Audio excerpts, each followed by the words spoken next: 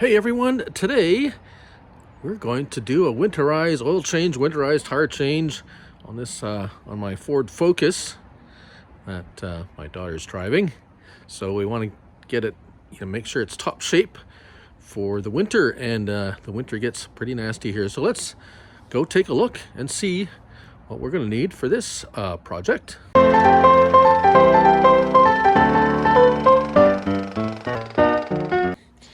Okay, well, here we are again on my makeshift workbench. As for the oil change, I'm going with the Mobil 1 high mileage 0W20. I do believe that's the recommended 5W20, but winter gets pretty cold here, so I think the 0W20. Why did I pick the Mobil 1 high mileage 0W20? It was on sale. Indeed, yes, and I'm going to go with the Pure Zone filter that my brother-in-law gave to me, thanks to him. In the previous oil change, he took apart the previous Pure Zone. Oh no, the previous filter, not a Pure Zone. So if you want to check out someone taking apart, my brother-in-law taking these apart and dissecting them and seeing what's if there's any metal cool things, I'm going to tag that video in the description of this video. But anyways, moving on, what else do I got here? I have actually a Napa oil change specialty wrench set that I'm going to be using for this project. This is a really neat little set. Something I picked up when I used to work there because I got employee pricing on tools. Right, what else? Oil filter, wrench. I do like these. As for the other checking thingies that we're checking with, a antifreeze coolant strength tester. We're going to show that. Also a tire gauge because we have winter tires to put on. So we're going to do the winter tires last after we do the oil change. But anyways, that's what we're going to need. So let's get on to the oil change bit. All right, so it's just been driven, so it's super hot. I'm going to do a quick check on the oil level here. It actually doesn't look too terribly bad. Let's give it a wipe and see what the level's like. All right, let's give this a swipe. One more dip. And see if this puppy's been using any oil or not. Still looks, well, there we go. I don't know if you can see that. Actually not too dirty, but I'm gonna change it anyways. And other fluids, well, you might as well check the coolant. I don't know if we can get, oh, that's on there tight. Come on, let's go. Oh.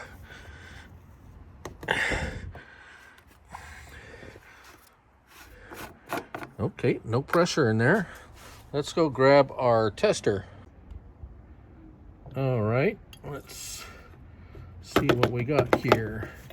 Come on, little fella.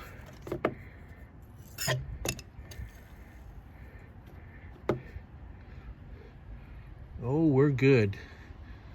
That's right up to the minus 45 or plus, yeah, minus 43 Celsius, minus 45 Fahrenheit, or good till like really hot.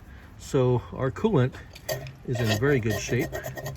That's good to know. Let's let that drain there. What else are we going to check? Well, we see our power steering fluid's still good. Our brake fluid is still good. Batteries under here. We're going to refill the washer fluid afterwards.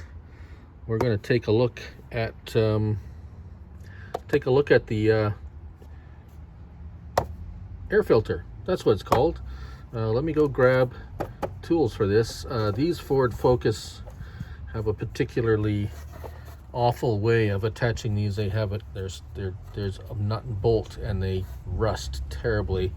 One of them I know is not working on this, but let's go take that off.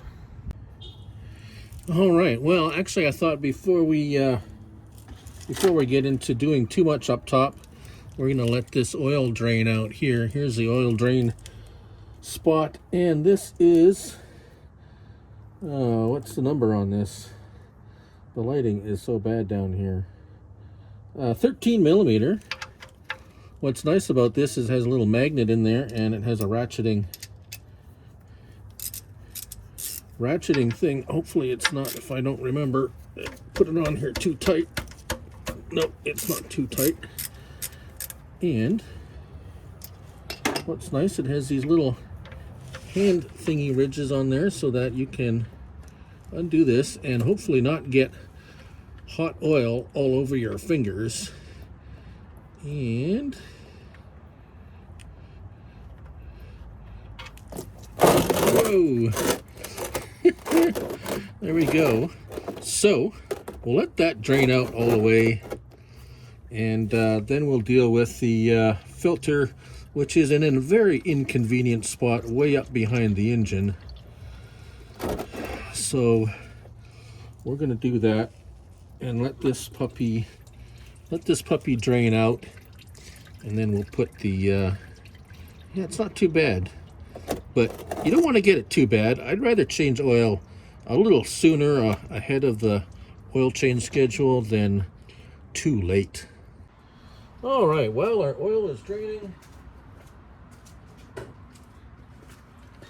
We're going to come in here with a, what is this, 8 millimeter, and yes, I'm lazy. I have a drill. I think that, yeah.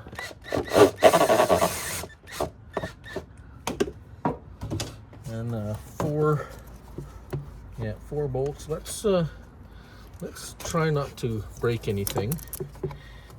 And oh, is that one kind of still on there?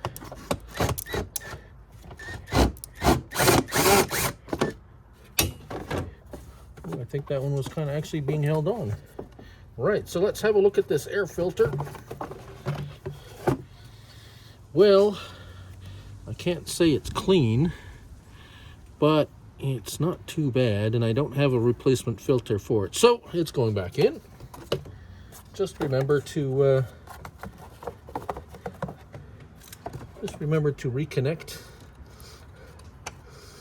the I think it's a mass airflow sensor. That would probably be a good thing. Actually, I was going to do something. Let's see if we can get these. Yeah. I'm going to put a little bit of anti-seize compound on these, because these tend to rust in there, and then they're impossible to get out. All right, so what we got here, some Permatex anti-seize compound, and stir it up a little bit. Don't need much, just a little bit to coat the bolt, and it'll prevent it from seizing up and rusting. And then we'll just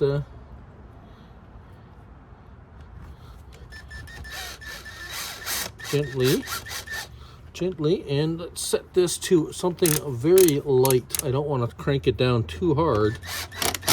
There, that's all you need. And same thing with this one. I think the last time I did this, I see there's some anti-seize compound on there, so I did this last time, so just a little bit more on there. We'll finish up doing the rest of them. All right, so our oil is drained, and our filter is way back there. That white thing back there is where our oil filter is. Yes, behind the CV shaft. And thank goodness this exhaust pipe here is cooled off. Yeah, nasty little spot there. And oh, it was not tight at all. That was not good. We're gonna have to make sure this is are we pouring in? Okay, yeah. Sorry, there's not a lot of room back here. Okay, well, let's get this off. And oh, sorry about that. Very tight spot. All right, well, there's the new one. We're going to remove this plastic cover, which I do like, having that plastic cover on there. Of course, it doesn't come with a box, so what we're going to do is, actually I got just some oil in a container here. I'm actually going to pour a little in, wet my finger, and get the gasket with some fresh oil on there. Because what you won't want to do is, you don't want this seal sticking to your engine block when you take the old one off. That could cause big problems if you don't notice. It's so we're going to go slap this in, and we're going to start filling the engine. All right, the new filter is quite snugly hand tightened, and as you can see, we still have the seal, so that's all good. We're going to bring this over to my brother-in-law, which where he works also takes the used oil. So we're going to drop this off and the used oil. Always remember to dispose of the used oil in a environmentally responsible manner, like a recycling depot. Now let's start getting our oil in the engine. All right, so let's pop this open. We got a nice, fairly clean funnel. That's what it's called, funnel. Now, I'm not going to pour it all in at once. There's 5 liters, but I don't think this car takes 5 liters. I'm going to pop the seal on the oil container and slowly pour in our oil, like so.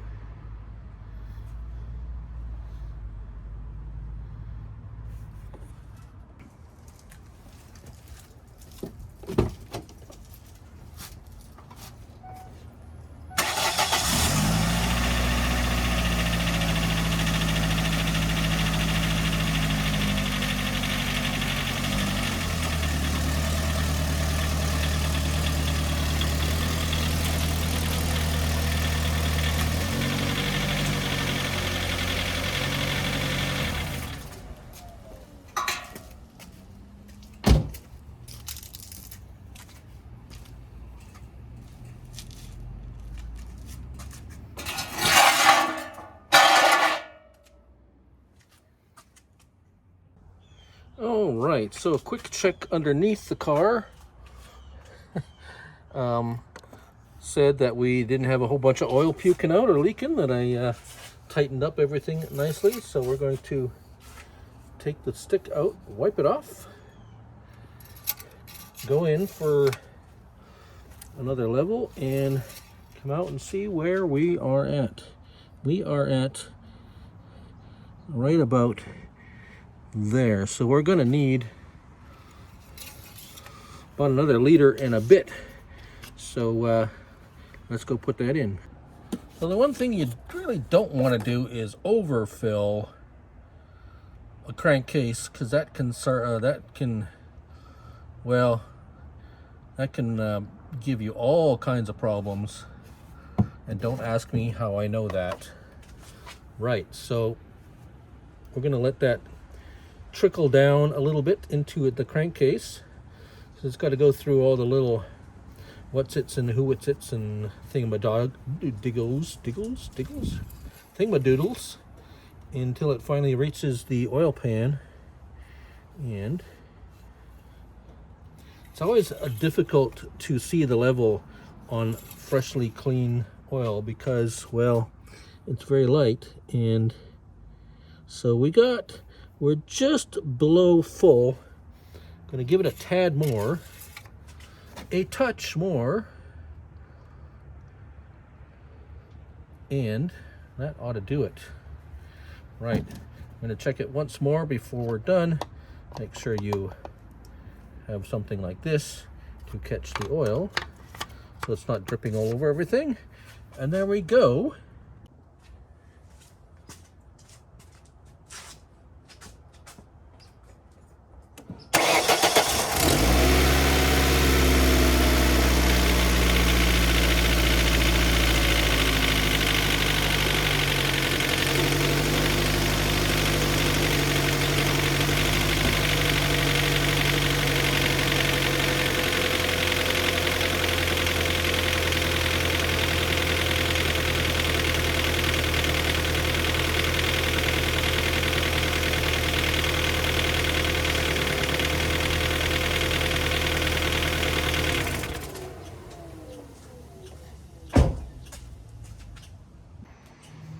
Well, that finishes part one of this winterizing. Oh yes, we still have to make sure the washer fluid is topped up. But we're on to the tires, so let's go get that set up. All right, so here we have our set of winter tires. I got studded tires all around. Studded tires, got these little metal studs all over the place for extra traction on ice and snow. So why change? There's no snow outside. Why change them now? Well, you don't want to change them after it snows, because then you're running on summer tires in the snow. You want to change your tires, winter tires, before it snows, so that your daughter doesn't write off the car because she doesn't have winter tires. Aha, yes. Learn a lesson once only, right? So here we got directional, so I'm gonna have to make sure that I'm putting these on the right. See, there we go. Rotation. So this is going on the left side of the car, which I'll be doing. However, tire pressure, we want to make sure we have proper tire pressure before we go. And what do we have? 32 pounds. It's what I like running in my tires, even winter tires. These are studded tires, so you don't want to flat in winter. Although metal rims are usually pretty good, but yeah, I run 32 pounds. So what I'm going to do is we're going to check the tire pressure on all these tires, and then we're going to jack up and start removing and installing the tires. All right, here we are. So, further to our previous conversation, you might be asking yourself, why does it matter what side this goes on? Why is it directional? Well, if we take a closer look at the tread, notice the tread is pointed in a certain direction, which would be this way, and this would facilitate snow and water exiting when the tire goes forward like this. And that's how this particular tire is designed, for very deep grooves to get rid of that snow and get traction along with the studs. So let's get the old let's get the summer tire off and get the winter tire on here. So let's see if we can get, there we go.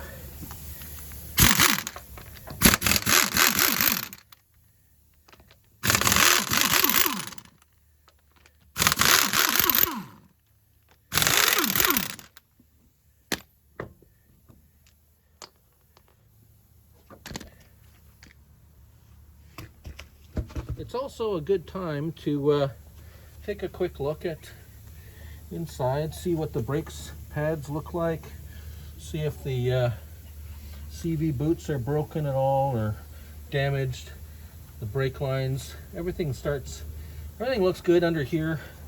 I gave it a wiggle with the tire on there, so all the linkages and everything seem to be fine. So now we get to put the new one on.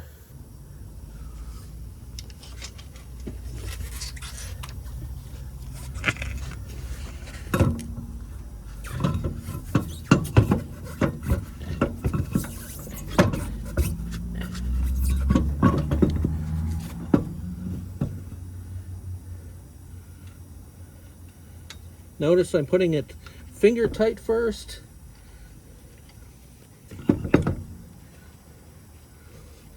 I've got some anti-seize compound on there from before. You never want to do the old NASCAR trick where it looks like I might have cross-threaded that one at some time or at one time. This one might be a little bit more tougher to get on. Not too bad.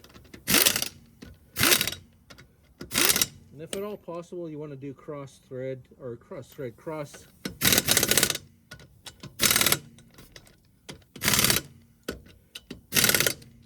going to take a torque wrench and check these later. Now I'm going to do the rest of them. All right, so I have purposely left these slightly loose. I have adjusted this to 100 foot-pounds, and let's get them tight. They're quite loose. Let's tighten them in an orderly fashion. There, 100 foot-pounds. 100 foot-pounds.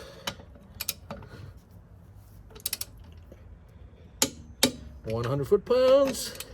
Click, click.